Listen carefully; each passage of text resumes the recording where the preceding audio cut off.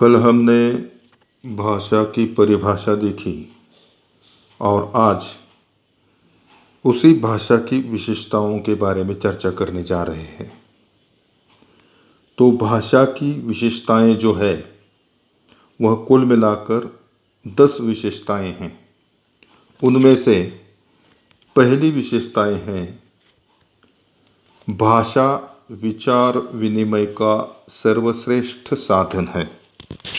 भाषा विचार विनिमय का सर्वश्रेष्ठ साधन है।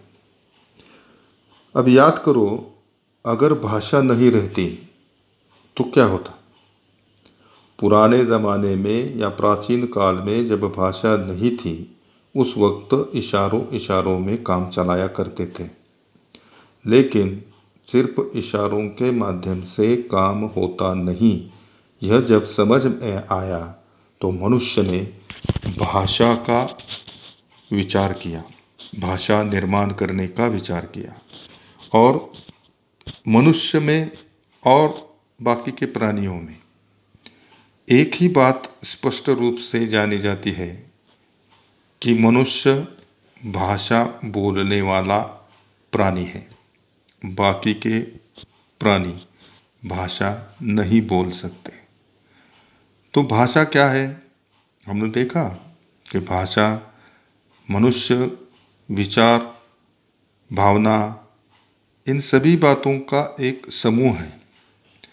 मनुष्य अपने विचार भाषा के माध्यम से, अपनी भावनाएं भाषा के माध्यम से एक दूसरे के सामने प्रकट करता है, चाहे कभी बोलकर, चाहे कभी लिखकर, चाहे कभी किसी का सुनकर एवं चाहे कभी किसी का पढ़कर। तो भाषा में विचारों का आदान प्रदान सरलतापूर्वक होता है और एक व्यक्ति के हृदय में निर्माण होने वाले भाव दूसरे व्यक्ति तक सहजता से पहुंचाने का काम भाषा करती है। इसलिए विचारों के आदान प्रदान के लिए भी भाषा बहुत महत्वपूर्ण काम करती है। उस विचार के आधार पर हम कुछ विनिमय करते हैं, चिंतन करते हैं, सोचते हैं कि क्या यह सच है। इसलिए भाषा की पहली विशेषता है भाषा विचार विनिमय का सर्वश्रेष्ठ साधन है। अब दूसरी विशेषता क्या है? भाषा शिक्षा एवं ज्ञान का प्रमुख आधार है। अब देखो, भाषा और ज्ञान माना जाता है कि एक सिक्के के दो पहलू हैं। भाषा के माध्यम से ज्ञान प्राप्ति होती है। अलग अलग प्रकार की भाषाओं में अलग अलग प्रकार का ज्ञान बिखरा हुआ है और उसी ज्ञान को ग्रहण करने के लिए मनुष्य हमेशा क्या करता है कि भाषा पर प्रभुत्व पाना चाहता है। मतलब अगर किसी भाषा के शब्द का अर्थ उसे मालूम नहीं होता तो निश्चित रूप से उसका सही मायने में क्या अर्थ है यह समझने में बहुत कठिनाई होती है। इसलिए मनुष्य हमेशा अलग अलग प्रकार की भाषाओं पर प्रभुत्व पाने का प्रयास करता है। जब तक हम अलग अलग प्रकार की भाषा को सीखते नहीं, समझते नहीं, तो निश्चित रूप से उन भाषाओं में होने वाला जो कुछ भी ज्ञान है वह हम समझ नहीं सकते। माना जाता है कि ज्ञान को सही मायने में अगर प्राप्त करना हो तो मातृभाषा में ही पाया जा सकता है या प्राप्त कर सकते हैं। इसलिए व्यक्ति या बालक जिस घर में जन्म लेता है उस घर की भाषा सीखता है और उसी मातृभाषा में ज्ञान प्राप्त करने का प्रयास करता है। भाषा से ज्ञान प्राप्त किया जाता है। इसलिए शिक्षा के क्षेत्र में भाषा को अनन्य साधारण ऐसा महत्व दिया गया है। ज्ञान प्राप्त करने का एक प्रमुख सोपान भाषा माना जाता है, एक प्रमुख मार्ग भाषा माना जाता है, एक प्रमुख साधन भाषा माना जाता है। तीसरी विशेषता है भाषा सरसता एवं पूर्णता की अनुभूति करती है। मानव बिना भाषा से अपना व्यवहार नहीं चला सकता, उसका जीवन आधा अधूरा रह जाएगा, क्योंकि भाषा नहीं है तो कुछ भी नहीं है। भाषा के बिना उसे जीवन का आनंद प्राप्त नहीं हो सकता। जैसे अगर हम घर बैठे बैठे बहुत ऊब गए हैं, आपकी भाषा में अगर कहना हो तो आप बोर हो गए हैं, तो मन चाहता है कि कभी किसी एक संगीत को सुनूं, कभी किसी टीवी पर कोई सीरियल देखूं। तो जब भी कभी कभार हम कोई संगीत सुनना चाहते हैं, टीवी पर सीरियल देखना चाहते हैं, तो उस भाषा को हम समझते हैं, उस भाषा में अभिव्यक्त किए गए भावों को हम समझते हैं, उस भाषा में अभिव्यक्त किए गए विचारों को हम समझते हैं। इसलिए टीवी पर जो सीरियल हम देखते हैं, उसके भाव, उसकी कल्पना, उसकी कहानी, उसकी कथा वस्तु समझते हैं और हम अपना दिल बहलाने की कोशिश करते हैं। मतलब भाषा सरसता एवं पूर्णता की अनुभूति क्यों कराती है? तो जब भी कभी कभार मनुष्य के मन में होने वाले मानवीय भाव भावनाओं को प्रकट करने के लिए जो भाषा हमें सहाय करती है, उससे ही मनुष्य अपने जीवन में पूर्णत्व की अनुभूति प्राप्त करता है। उसके बाद चौथी विशेषताएं हैं, भाषा व्यक्तित्व का विकास करती है। भाषा के बिना बौद्धिक विकास, ज्ञान वृद्धि, आत्माभिव्यक्ति और रचनात्मक शक्ति का विकास संभव नहीं है। मनुष्य का भावनात्मक विकास उसकी मातृभाषा की शिक्षा पर आधारित होता है। भाषा के कारण वैयक्तिक विकास, सामाजिक विकास होते हुए व्यक्ति खुद की प्रगति करता है, जिससे उसके व्यक्तित्व का भी विकास होता है। समाज में जब हम चले जाते हैं तो हमारा व्यक्तित्व समाज के सामने एक आदर्श हो, और उसी आदर्श व्यक्तित्व को बनाने के लिए हमारे पास भाषा का होना अनिवार्य है। समाज हमारे उच्चारणों को जानकर हमारी बौद्धिकता क्या है, समाज में होने वाली छोटी मोटी घटनाओं को हम कितना तूल देते हैं, महत्व देते हैं, इसके आधार पर हमारी भावनात्मकता क्या है। हम अलग अलग प्रकार के सन और उत्सवों में, सांस्कृतिक कार्यक्रमों में कितना अपना न्योछावर कर देते हैं, या कितनी बातें हम समझते हैं, उसके आधार पर हमारा व्यक्तित्व पनप कर आता है। हमारे पास अलग अलग विषयों की जानकारी कितनी है और हम उसी जानकारी को किस प्रकार से अभिव्यक्त करते हैं, इसके कारण भी हमारा व्यक्तित्व लोगों के सामने उभर कर आता है। और यह व्यक्तित्व तैयार होने के लिए भाषा यह सबसे अहम साधन है। उसके बाद पांचवी विशेषता है, भाषा उत्तम नागरिक एवं चारित्रिक विकास करती है। भाषा के माध्यम से केवल बौद्धिक विकास होता है ऐसा नहीं है, वरना चारित्रिक विकास भी होता है कि हम किस प्रकार का साहित्य पढ़ते हैं, उस साहित्य का हमारे जीवन पर गहरा असर होता हुआ दिखाई देता है। हम अगर सही मायने में देखा जाए तो सामाजिक जीवन से जुड़े हुए साहित्य को पढ़ें तो हमारे मन में भी समाज के प्रति उत्तरदायित्व की भावना हमेशा पनपती हुई दिखाई देती है। मनुष्य वैयक्तिक एवं सामाजिक जीवन से महत्वपूर्ण कार्य कर संपादन करने के लिए भाषा पर प्रभुत्व पाता है, जिससे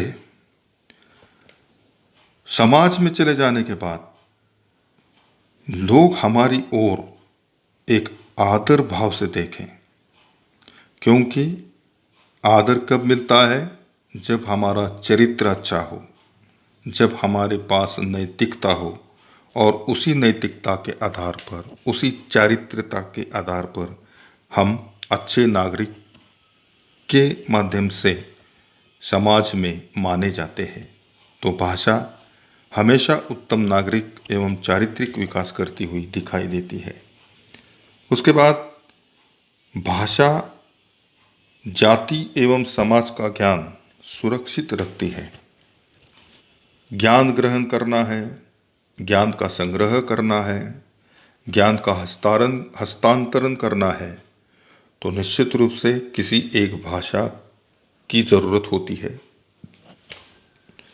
हर एक जाति में, हर एक संप्रदाय में, हर एक समाज में अलग अलग प्रकार की भाषाएं हैं, जिसे हम बोली भाषा कहते हैं। भारत बहुभाषिक देश होने के कारण भारत में अलग अलग प्रकार की भाषाएं बोली जाती हैं।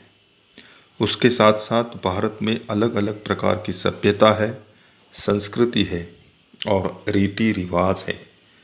और हम इन सब बातों को समझाने का काम कौन करती होगी? तो वह है भाषा। प्राचीन काल से आज तक जो ज्ञान का भंडार भाषा में लिपिबद्ध रूप से आज भी हमें पठन करने के लिए मिलता है, उसका एकमात्र कारण है उसी जाति के, उसी समाज के लोगों ने उनकी भाषा में होने वाला ज्ञान सुरक्षित रखा है, वह भी लिखित रूप में। आज के ज़माने में देखा जाए तो डिजिटल का ज़माना है, तो उसको भी डिजिटलाइजेशन करके रखने का काम आज किया जा रहा है। संक्षेप में कहना हो तो निश्चित रूप से यह बात आप सब लोगों को मालूम होगी कि हर एक समाज, हर एक जाति में या अलग अलग प्रकार के रीति रिवाज हैं, और इन्हीं रीति रिवाजों को, इन्हीं रस्मों को किस प्रकार से निभाना है, उसके बारे में लिखन करने का काम या लेखन करने का काम उस समाज के लोगों ने अपनी भाषा में करके रखा है। इसलिए भाषा जाति एवं समाज में होने वाला ज्ञान सुरक्षित रखने का काम करती है। उसके बाद 7वीं विशेषता है भाषा सामाजिक एकता में सहायक है। आज अगर देखा जाए तो हर एक को यह मालूम होता हुआ दिखाई देता है कोरोना की वजह से कि मनुष्य सामाजिक प्राणी है। लॉकडाउन आ गया तो सबके चेहरे ऐसे हो गए कि भाई अब क्या होने वाला है। क्यों? क्योंकि मनुष्य हमेशा समाज में अपना समय व्यतीत करना जानता है, इसलिए मनुष्य को सामाजिक प्राणी कहा गया है। और साहित्य समाज का दर्पण है। साहित्य में जो बातें आती है वो समाज के माध्यम से आती है, और साहित्य के माध्यम से समाज को सुधारने की कोशिश की जाती है। सामाजिक भावना अगर समाज में निर्माण करनी है तो निश्चित रूप से साहित्य ही काम करता है। और इसी प्रकार के साहित्य के माध्यम से, मतलब भाषा के ज़रिए अलग अलग प्रकार का साहित्य निर्माण हो गया। और कभी कभार गद्य के माध्यम से, कभी कभार कविता के माध्यम से, कभी कभार नाटकों के माध्यम से, कभी कभार पथनाट्यों के माध्यम से सामाजिक एकता को किस प्रकार से एकता में बांध कर रखना है, यह सिखाने का काम भाषा ही करती है। जिससे मनुष्य सामाजिक जीवन में कलह के बजाय एकता निर्माण करके या एकता निर्माण करके बनाए रखने का काम वो करता है, एकता बनाए रखने का काम करता है। और उसी एकता को कायम बरकरार रखने से सामाजिक स्वास्थ्य भी निर्माण हो जाता है। उसके बाद भाषा की 8वीं विशेषताएं हैं। क्या है? भाषा शारीरिक एवं बौद्धिक विकास करती है। भाषा शारीरिक एवं बौद्धिक विकास करती है। शरीर विकास के लिए जिस प्रकार से शुद्ध हवा की ज़रूरत है, आजकल देखा जाए तो इम्यूनिटी बढ़ाना ये शब्द हम देखते हैं। लोग अलग अलग प्रकार से व्हाट्सएप यूनिवर्सिटी के माध्यम से नए नए संदेश भेजते हैं कि ये खाओ इम्यूनिटी बढ़ेगी, वो खाओ इम्यूनिटी बढ़ेगी। उसी प्रकार से मानसिक या बौद्धिक इम्यूनिटी भी हमारी बढ़ानी चाहिए, उसका भी विकास करना चाहिए। उसका विकास करने के लिए मतलब शारीरिक विकास करने के लिए शुद्ध हवा, कसरत या व्यायाम या पौष्टिक आहार की जिस प्रकार से ज़रूरत होती है, उसी प्रकार से मन को शांत चित्त रखने के लिए मनोरंजन की आवश्यकता है, प्रसन्न चित्त रहने की आवश्यकता है या ध्यान की आवश्यकता है, जिसके कारण हमारे मन की शक्ति बढ़ती चली जाए। अच्छा पठन करेंगे तो हमें आनंद होगा, अच्छी कविता सुनेंगे आनंद होगा, अच्छा गीत सुनेंगे आनंद होगा, अच्छा नाटक देखेंगे आनंद होगा, अच्छी फिल्म देखेंगे मनोरंजन होगा, मतलब आनंद मिलेगा। और ये सारा जो आनंद है भाषा के माध्यम से ही प्राप्त होता है। इसलिए भाषा शारीरिक एवं बौद्धिक विकास करती है, यह 8वीं विशेषता है। 9वीं विशेषता क्या है? भाषा सृजनात्मक विकास करती है। रायबर्न के अनुसार, रायबर्न एक शिक्षा शास्त्री थे, उनके अनुसार भाषा की शिक्षा महत्वपूर्ण है, क्योंकि भाषा शिक्षा द्वारा ही छात्रों का बौद्धिक विकास होता है। बगैर भाषा शिक्षा से छात्रों का बौद्धिक विकास हो नहीं सकता, ऐसा रायबर्न का कहना है। रायबर्न ने क्या कहा कि भाषा शिक्षा के आधार पर ही छात्र अपने बुद्धि का विकास कर सकते हैं। जीवन का विकास, ज्ञान में वृद्धि, आत्माभिव्यक्ति की क्षमता का विकास, सृजनात्मकता का विकास अगर करना है तो भाषा शिक्षा का अध्ययन आवश्यक है, ऐसा रायबर्न का कहना है। क्या क्या कहा उन्होंने? ज्ञान में वृद्धि, जीवन का विकास, आत्माभिव्यक्ति की क्षमता का विकास, सृजनात्मकता का विकास। अब देखो ये चारों बातें जो हैं वो भाषा से निगडित है। मनुष्य अपने जीवन में अगर विकास करना चाहता है, ज्ञान में वृद्धि करना चाहता है, जिसे मराठी में कहते हैं व्यासंग निर्माण करने। अब यह व्यासंग निर्माण करने वाली जो बात है उसे ही ज्ञान में वृद्धि कहते हैं। जब तक हमारे पास किसी भी चीज़ का ज्ञान हो तब ही हम लोगों के सामने मौखिक रूप से या लिखित रूप से अभिव्यक्त कर सकते हैं। और अंत में कहा कि सृजनात्मक शक्ति का विकास या सृजनात्मकता का विकास, सृजनात्मकता नवनिर्माण की क्षमता। अलग अलग प्रकार के काम हमें रोजमर्रा के जीवन में करने पड़ते हैं। हमारे पास अगर सृजनात्मक विकास करने की क्षमता नहीं है तो हम बाकी के लोगों में गिने जाते हैं। जैसा कि आजकल तुम्हारी भाषा में कहना हो तो कुछ हटके करना है। यह हटके करना जो है वह नवनिर्माण है, वह सृजनात्मकता है। तो भाषा के माध्यम से सृजनात्मक विकास भी हो सकता है। और अंतिम वाली जो विशेषता है वह विशेषता है भाषा सांस्कृतिक जीवन का चरित्र उपस्थित करती है। किसी भी देश की अलग अलग भाषाएं हैं, हर एक देश की अलग अलग भाषाएं हैं, और इसमें से किसी देश के सांस्कृतिक जीवन को देखना है या उस देश का विकास जानना है तो उस देश के रीति रिवाज या संस्कृति या साहित्य को जानना है, परखना है, तो उसी देश की भाषा क्या है उस भाषा को सीखना पड़ता है। और सीखने के बाद उस भाषा में उपलब्ध होने वाला साहित्य हम पढ़ेंगे और बाद में जाकर उस देश के सांस्कृतिक जीवन का चरित्र हमारे सामने उपस्थित होगा। जाकिर हुसैन समिति के अनुसार भाषा बालकों को अपने पूर्वजों के विचारों, भावों तथा महत्वाकांक्षाओं की समृद्धता से परिचित करने का सबसे महत्वपूर्ण साधन है।